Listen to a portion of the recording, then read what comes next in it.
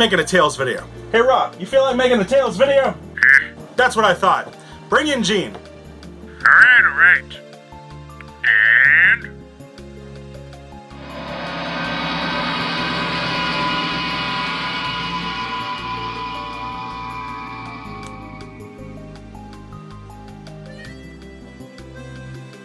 Hi, Gene. Hey Gene, do you feel like making a Tales video? Hell yeah, I do! Let's do this! Yeah, I thought so. Anyway, let's get started. Tales of Phantasia, although being regulated to a small island on the coast of the Pacific, actually did sell reasonably well. So much so that a sequel was definitely in order. Tales of Destiny. Although not technically a sequel in the traditional sense, although it did still have a lot of very familiar elements, story tropes, visual designs, and gameplay from the original, it featured an all-new cast with an all-new setting. And by doing so, Tales of Destiny would set up the model that the other Tales games would follow. While every game in the series did have quite a few similarities, they would each follow their own individual path as far as stories and characters went. More importantly, this game would be the series' first step into a much larger world. Yeah, so let's not waste any more time. These are the 10 facts about Tales of Destiny. Number 10. It was the first Tales game to be released outside of Japan. They say that you never forget the first time you fall in love. Even when, after you've given your heart out, your time, your money, and every bit of what is you, and she turns around and throws it right back in your face. But, oh wait, it's not you. It's her, she says. But you know that she is lying through her teeth, and you are left sitting alone in your game room surrounded by collectible dolls all staring at you vacantly as you watch Godzilla's Revenge at 2 o'clock in the morning. I don't know what I'm talking about anymore. Anyway, 2 years after Tales of Phantasia's release rocked the socks off of Japanese players, Tales of Destiny hit the scene on December 23rd of 1997. The game would mark the series' debut on the PlayStation, but more notably, it would become the first Tales game to get localized outside of Japan, taking advantage of the JRPG craze that was created thanks to the release of Final Fantasy VII. Namco became one of many publishers looking to release anything that would feature a spiky-haired protagonist. So, Tales of Destiny would come stateside on September 30th, 1998. Even though American audiences were familiar with Tales games, thanks to Phantasia making an appearance in Nintendo Power, Tales of Destiny was the first chance for American players to get their hands on a Tales game. The transition made by Namco America was not anything super special, however, just enough to get the job done. They originally wanted a full English dubbing of the game, but in the end had to settle for English subtext while the Japanese audio was retained. Still, it marked the first time we here in North America got to experience the series firsthand. Number 9. The animated cutscenes were produced by Production IG. Now, if you are at all a fan of anime, there is a really good chance that you are familiar with the works of Production IG. Established in 1987, the company was a break-off branch studio of the legendary Tatsunoko Productions.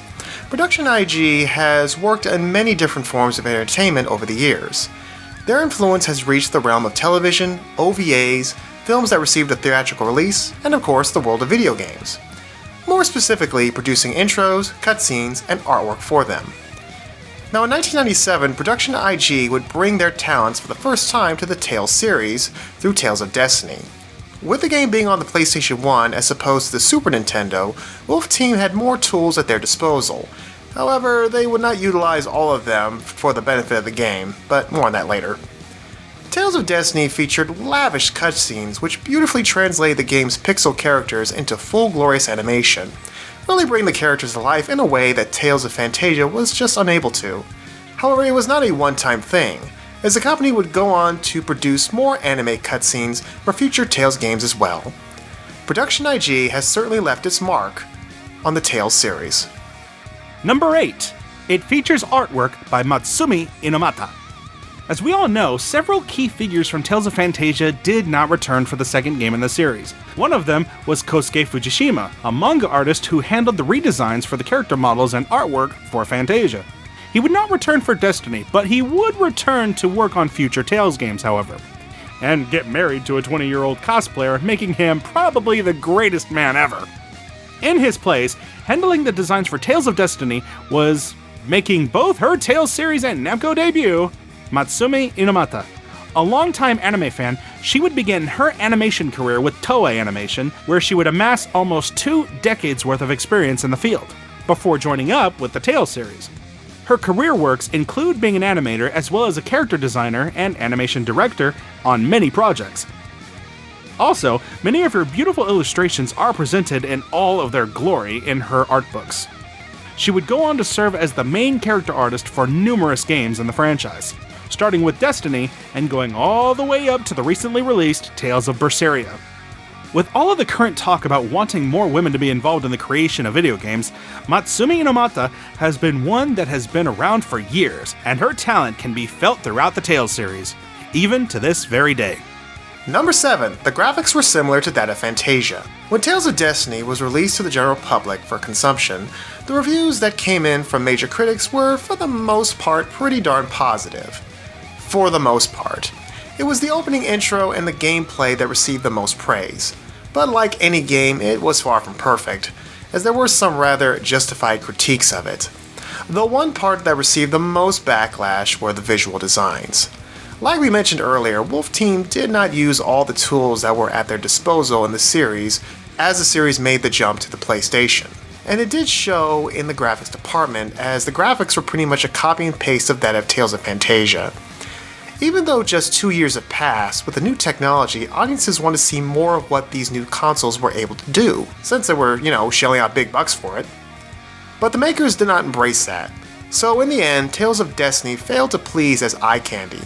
Fortunately, however, it did deliver in other areas, and Tales fans would have to wait one more game before really seeing what the visuals on PlayStation were capable of delivering.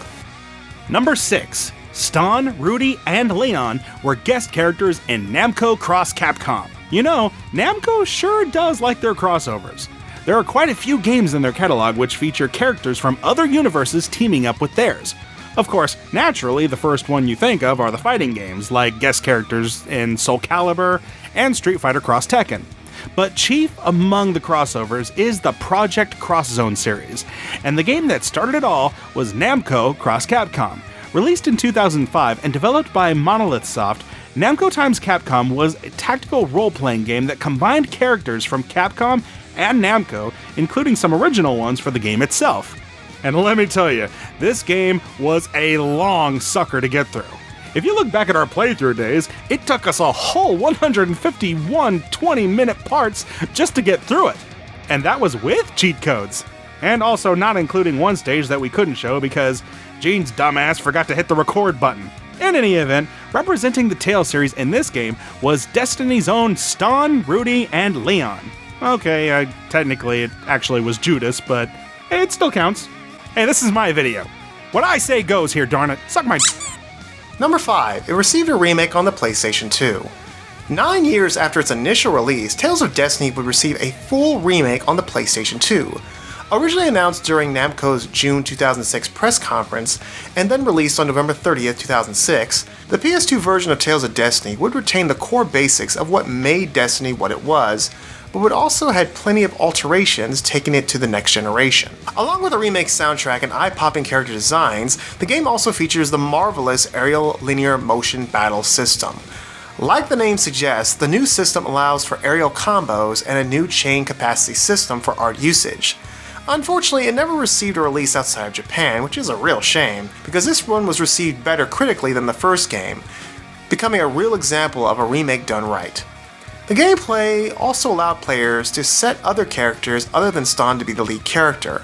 The emotional card chat system, which was an evolution of skits from previous games, and fully voiced cutscenes. Tales of Destiny's remake on the PlayStation 2 delivered on what was promised, but it was not the only time Destiny would be graced on this system. Which leads to... Number 4. It received a director's cut. 1 year after the release of the PlayStation 2 remake, Namco gave the fan base more Tales of Destiny goodness, with the announcement of Tales of Destiny Director's Cut. This director's cut is pretty much what DLC would be back in the day. The game builds off of the remake, while adding a few more features including more difficulty settings. A new game mode that was added was called Leon's Side, in which tragic anti-hero and fan favorite Leon Magnus is presented as the main lead character. Also, Stahn's younger sister Lilith becomes playable here and in the remake as well. Yeah, we know. She was sort of playable in the first game with the help of a Game Shark, but this is the first time legit.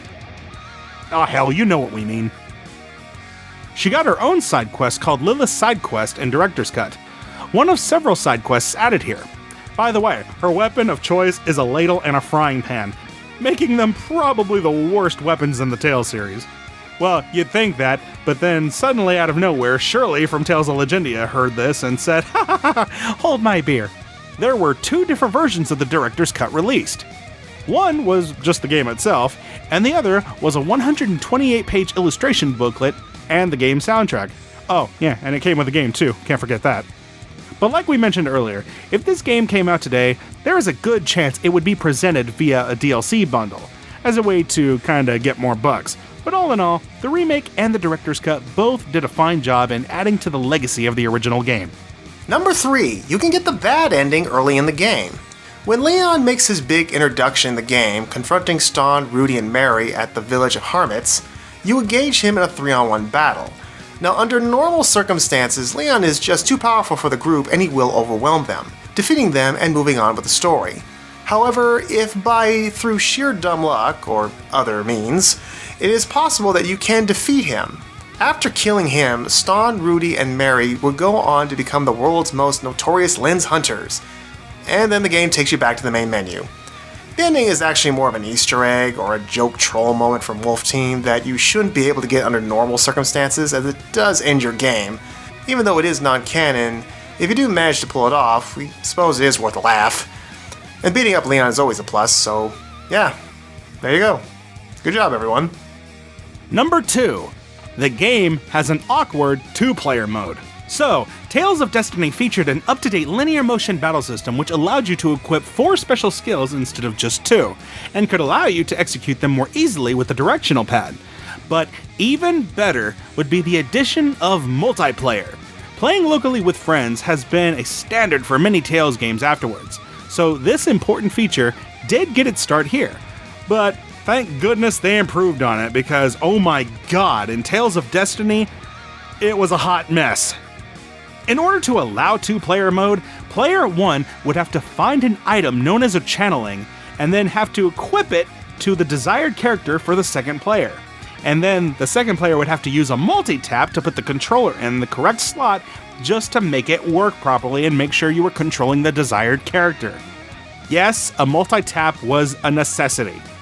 It was a real pain in the neck, especially considering that there were a limited number of these channelings in the game, and losing them was a real possibility, which could potentially make player 2 shit out of luck if you lost or accidentally sold one of them. What?